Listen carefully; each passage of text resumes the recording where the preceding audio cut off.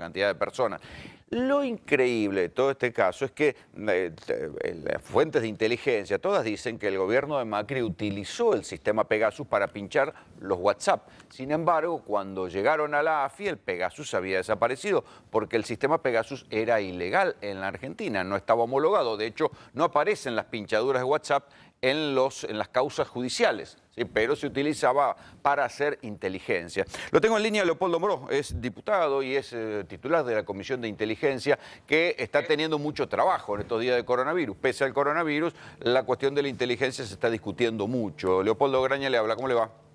¿Qué tal, Rolando? Bien, un gusto en escucharlo. Bien, ¿cuál es la reacción o se está discutiendo en la Comisión de Inteligencia esta denuncia de la titular de la AFI que está instruyendo el juez Dilelo?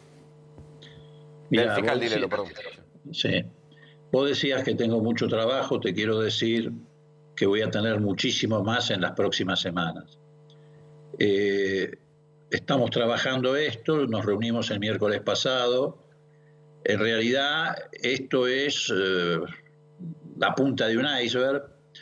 La reunión del miércoles pasado también trató un tema sumamente grave, que cada día tiene más solidez desde el punto de vista de las pruebas, que es una vinculación de agentes o ex agentes, en este caso de la AFI, con una banda de narcotraficantes cuyos cabecillas están detenidos ya hace aproximadamente 30 días, que fueron utilizados como sicarios para llevar adelante contra un exfuncionario de Cambiemos, paradójicamente, una campaña de hostigamiento que culminó con la colocación de una bomba en la puerta del edificio donde esta persona habitaba. ¿Y se utilizaron miembros de una banda de narcos?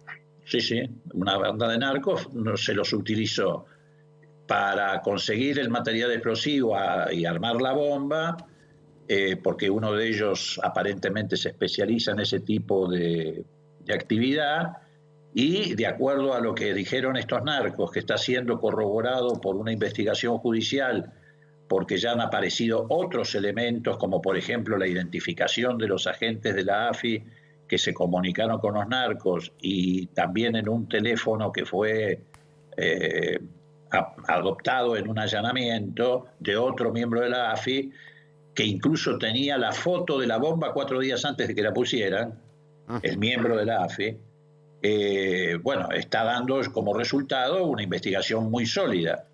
Vos te imaginarás que esto es de una gravedad inusitada, porque no estamos hablando de actividades criminales que pueden a veces conectar a las fuerzas de seguridad con grupos narcos. Estamos hablando de la Agencia de Inteligencia de la Argentina, que dependía directamente del presidente de la Nación. Bueno, a eso voy. ¿Por qué pensar que es algo que depende, que es una instrucción política, y no pensar que es alguna gente que se cortó por la libre? La Argentina está llena de casos ¿te acordás de Guglielminetti? También era un señor que se cortó por la suya dentro de la propia CIDE. Porque estamos descubriendo un funcionamiento sistémico de un espionaje que no tiene precedentes en ningún gobierno democrático de la historia argentina. Hubo un intento de un grupo mafioso de apropiarse de la democracia en la Argentina. Y esto que te estoy diciendo o que te estoy relatando, reitero, es apenas una pieza de un mundo mucho más amplio, donde incluso excede lo que ya conocimos de D'Alessio y compañía, que era también un grupito paraestatal, por decirlo de alguna manera, donde había también agentes de la AFI y otros que sí, no. Porque en el caso de D'Alessio nunca se terminó de comprobar si era un orgánico o no era un orgánico de la AFI, si reportaba por la libre o reportaba de manera orgánica. En el caso... Perdóname, Rolando, en el grupo de D'Alessio había orgánicos de la AFI, por ejemplo, Barreiro, que está detenido, y había gente que se había ido unos meses antes de la AFI, como el comisario Bogolyuk. No sabemos si se fue precisamente para salir del escrutinio público o del escrutinio parlamentario, pero también sabemos los nombres de las personas que monitoreaban desde la AFI al grupo de D'Alessio. Pero acá es mucho más grave, porque todos los que están involucrados, te digo que a esta altura no deben ser menos de 15 agentes de la AFI, actuaban orgánicamente en la AFI. Claro, eran todos personal de la AFI blanqueado, por decirlo de alguna manera, personal orgánico de la AFI. ¿Cómo funciona la cuestión del secreto de Estado para los agentes de inteligencia hoy? ¿Pueden ir a declarar o no pueden declarar en sede judicial o si lo citan ustedes en la comisión investigadora?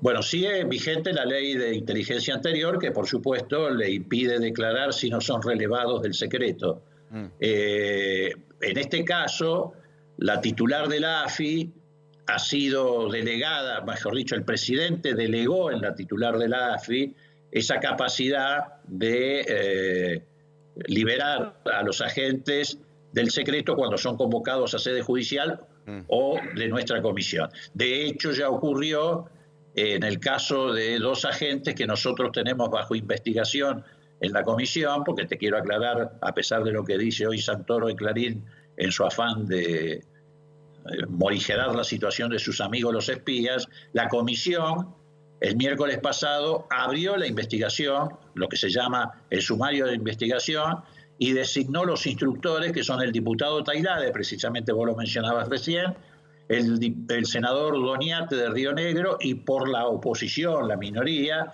el diputado Cristian Ritondo. Este proceso ya está iniciado. Leopoldo, te interrumpo. Leopoldo, ¿ustedes creen, o vos en lo particular pensás que esto lleva directo a Macri a sabiendas o eran tipos que querían ser más papistas que el Papa y llevar la información a Macri, información selecta?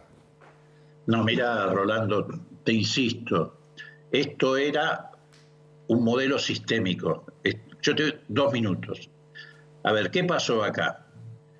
El gobierno de Macri, el propio Macri, llega, mejor dicho, al gobierno, sobre todo a raíz de 2 circunstancias muy particulares.